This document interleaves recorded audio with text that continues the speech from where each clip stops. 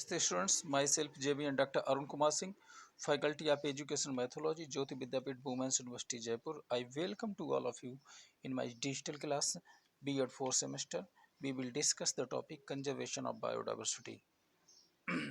Biodiversity is important for sustainable development. Values of biodiversity is due to the commercial, medicinal, genetic, aesthetic and ecological importance.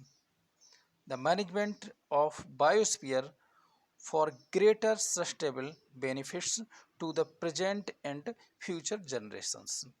Biodiversity conservation के value क्या क्या है? इसकी value जो होती है कॉमर्शियल वैल्यू होती है, मेडिसिनल वैल्यू होती है, जेनेटिक वैल्यू होती है और इकोलॉजिकल इम्पोर्टेंस इसकी होती है अगर हम बायोडाइवर्सिटी को कंजर्व करके रखते हैं. Okay. Next, factors affecting biodiversity. कौन कौन से फैक्टर्स होते हैं जो बायोडाइवर्सिटी को प्रभावित करते हैं? First, disturbed by human activities. Human activities से डिस्टर्ब होता है, such as constructions of dam in forest, release industrial waste, using pesticides and insecticides in crop fields. Okay. Next है poaching overs, exploitation and degradations. Marine ecosystem is disturbed by oil spills and effluents. Marine ecosystem में जो हमारा समुद्री ecosystem होता है उसके लिए global warming, ozone layer depletion and acid rain, सारे फैक्टर्स होते हैं जो बायोडाइवर्सिटी को अफेक्टेड करते हैं. एडवांटेज और नीड ऑफ बायोडाइवर्सिटी कंजर्वेशन को क्या आवश्यकताएं होती? Number 1, inter immediate benefits to society such as recreations and tourism. Availability of raw materials बहुत सारे यहाँ से मिलते हैं. प्रिजर्व जेनेटिक डाइवर्सिटी को प्रिजर्व करके रखता है.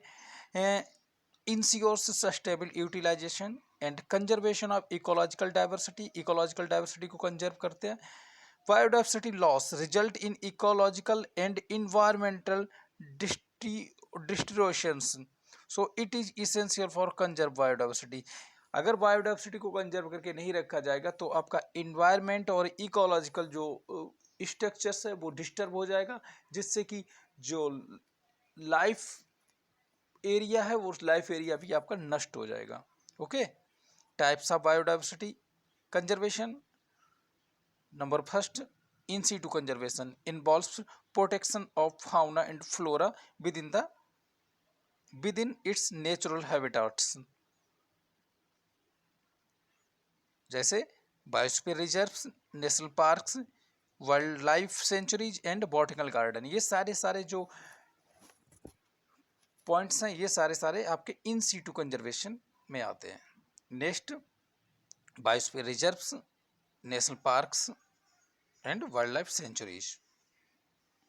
Next, ex situ conservations, protection of flora and fauna outside of natural habitats. जब फ्लोरा और फाउना को उसके नेचुरल हैबिटाट्स से बाहर की तरफ प्राकृतिक आवास से दूसरे आवास में ले जाया जाता है तो उसे हम एक्स-सीटू कंजर्वेशन कहते हैं. Involves in maintenance and breeding of species in controlled conditions. Okay.